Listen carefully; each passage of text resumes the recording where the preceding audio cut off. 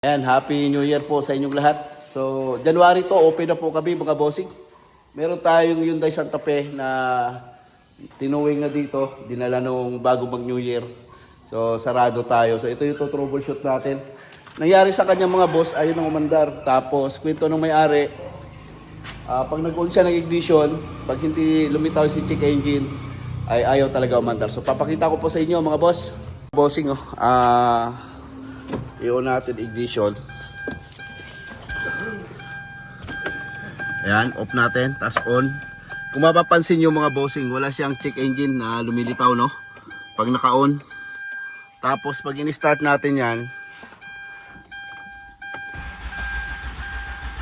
yan, ayaw talaga siyang umandar. Kahit i-park mo yan, off ulit natin, on.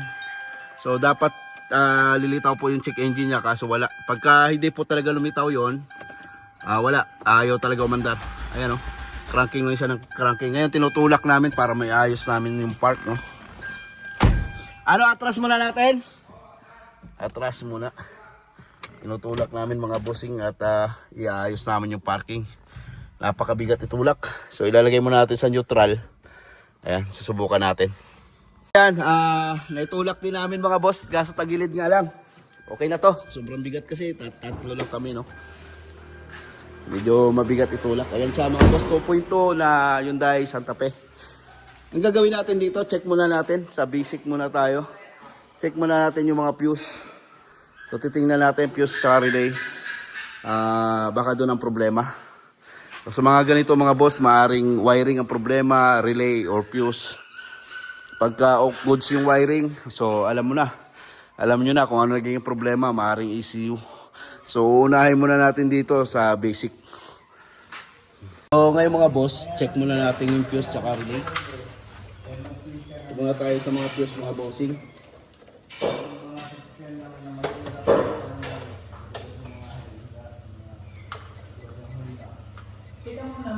Sa mga ganitong problema mga boss, pagka hindi lumitaw yung check engine sign sa ating dashboard, so unang-unang nawawala ng supply dyan yung diesel natin papunta sa makina.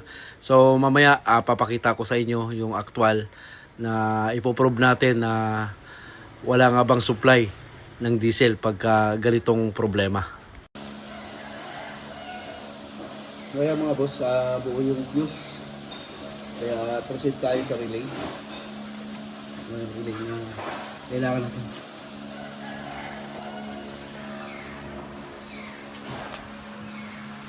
ECU. Ito tayo sa mga relay. Testing tayo ng mga relay mga boss.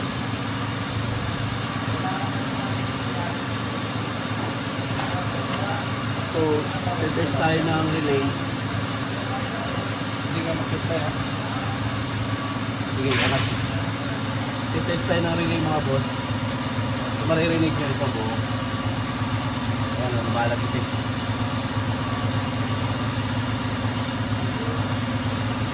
So, dito tayo sa isa. 5 pin.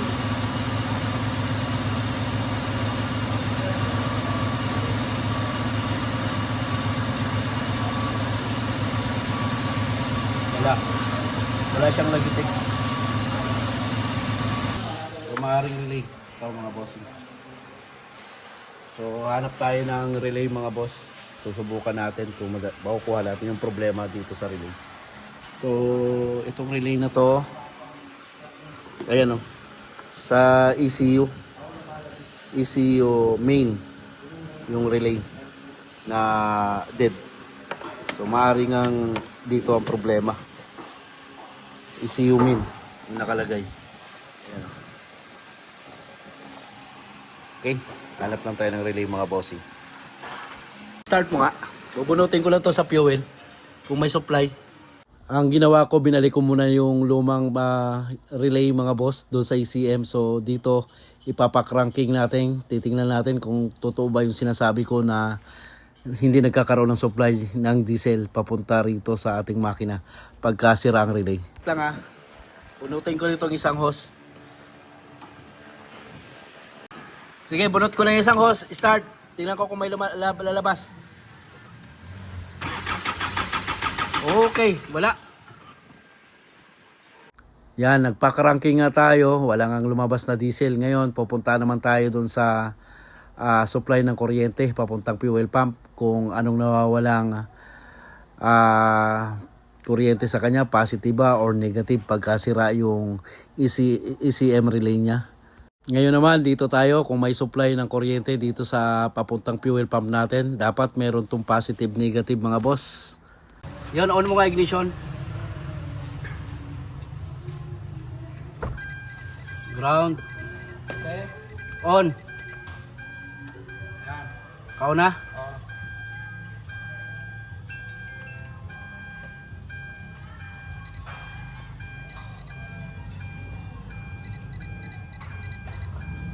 Positive ba? Start daw. Off. Yan, wala ngang positive mga boss. Dapat pag on ng ignition or pag cranking natin, may positive po na lalabas sa ating tester o multi-tester mga boss. Ngayon, papalitan natin ng relay. So, titingnan natin kung gagana na ba ito pagka napalitan natin ng bagong relay. Ito na nga, nakabili na tayo ng bagong relay. Ngayon, titingnan natin kung lalabas na ba yung check engine indicator doon sa ating cluster panel o dashboard mga boss pagka nag-on tayo ng ignition, at kung magkakaroon na ba ng supply yung ating fuel pump. So ito, ikakabit na natin. Pares na pares to mga bossing, pang Hyundai talaga tong relay na binili natin. Bago natin ikabit mga boss, testing muna natin dito sa tester natin kung lumalagitik na ba tong relay na brand new. Kasi yung luma talaga mga boss ay ayaw talaga lumagitik, kaya nag-decide talagang sira yung relay ng ECM.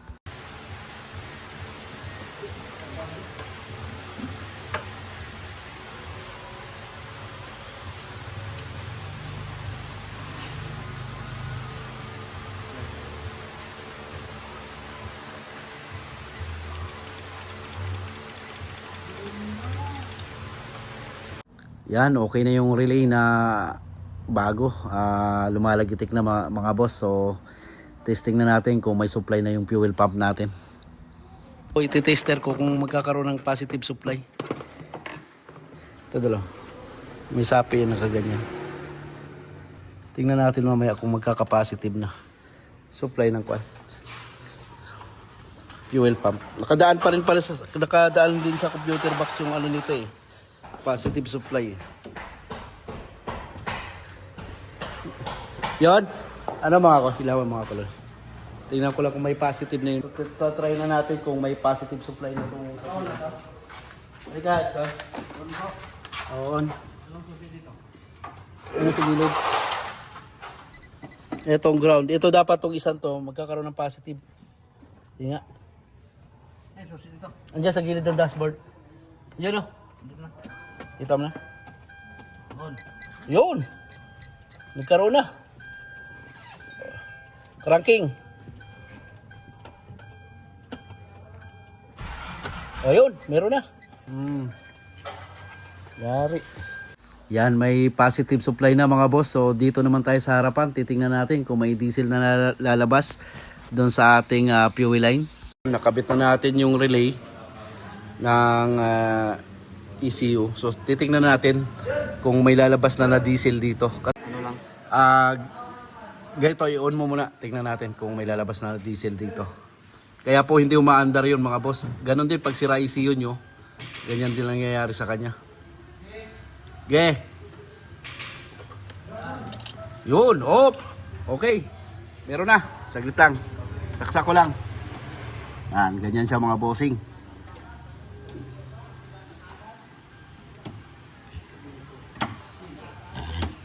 Slack. Good na yan. Tumalsik na. Pigain mo nga ito, tapos pasok mo. Dalawa. Tapos pasok mo yung tubo. Yan, tapos ilalak mo to. Yan. Ngayon, try mong i-start. I-start na natin mga boss. Tinarge ko muna yung battery kasi mahina yung battery niya. So ngayon, start natin, try natin. Kung aandar na.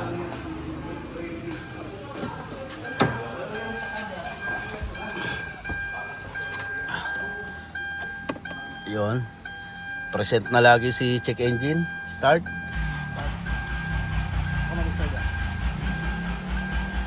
Mahina pa, kulang pa. Wala pang diesel yan eh. Na umaano sa common rail.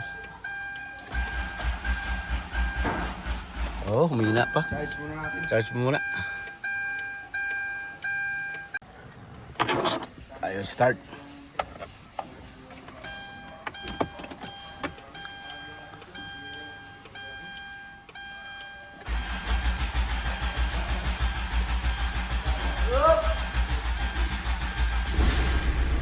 Gas.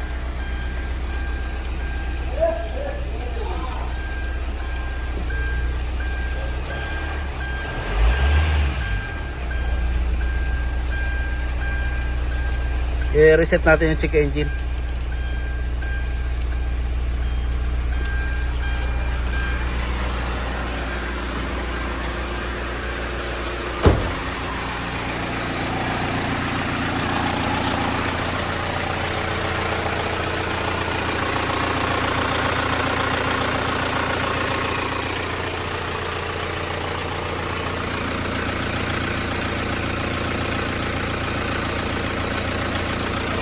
Kung napansin nyo, nag-check engine siya nung umandar mga boss. Hindi na isaksak ng maayos yung mass airflow socket. Ngayon, i-reset lang natin. Tapos, i-road test lang natin kung okay na ang takbo ng ating Hyundai Santa Fe. Alright, so ayun guys, wala na siyang check engine. Battery charging niya okay naman. Naka-on na radio, aircon, headlight, naka-high. So hindi naman yung bagsak yung charging. So kaya humihina yung battery na talaga, kaya humihina yung battery, may problem na talaga yung ano niya, battery. So palitin na talaga 'yon. Medyo lobo na yung gilid. Kaya i-advise natin kay customer na palitan yung battery. So akala niya kasi mahina yung charging ng alternator, pero goods yung charging niya. Ayan. So naka-on na lahat. 13.4 volts, so good siya, walang problem yung alternator. Ayun mga boss, road test tayo dito sa ating Hyundai Santa Fe na dinala sa atin na tumirik noon. Nakatuwing na rin to mga boss, dinala sa atin sa shop. So kung maka-encounter din kayo ng mga ganong problema na pag-on nyo walang check engine na lumulutang sa inyong cluster panel o dashboard, maaari nyo rin i-check yung pinalitan natin, kagaya ng pinalitan ko, yung relay. So baka may counter nyo lang din sa mga ganitong sasakyan. Ayan, goods na siya ngayon mga bossing. So nagro-road test lang tayo dito sa ating ginawang Hyundai Santa Fe na ayaw umandar. Ganun din pagkasira ang computer box ng mga ganitong Hyundai. Ganun din ang nangyayari niyan mga boss. Nawawalan rin ng positive yung ating fuel pump, no? Kaya ayaw magbigay ng diesel sa ating makina. So doon inuna muna natin sa basic na pag-check. So fuse or di kaya relay. So nakita ka natin relay lang ang may problema.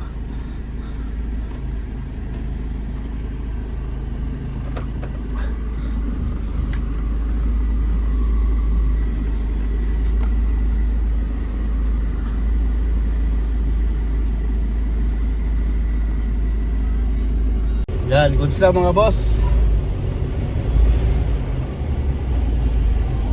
At Happy New Year sa inyo. Ito yung troubleshooting natin sa Hyundai Santa Fe itong taon na to na 2026. Yan, goods na siya.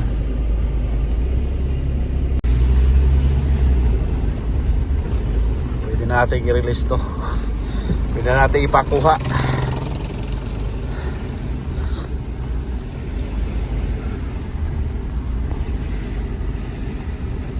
Kaya try nating patayin ulit yung makina. Tingnan natin kung one click na i-start.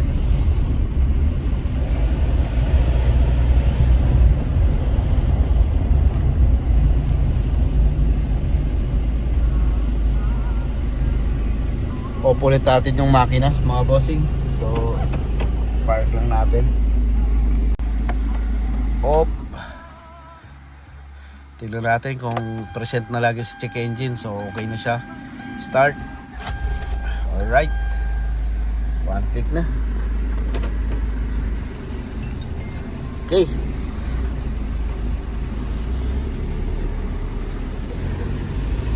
Goods na mga boss.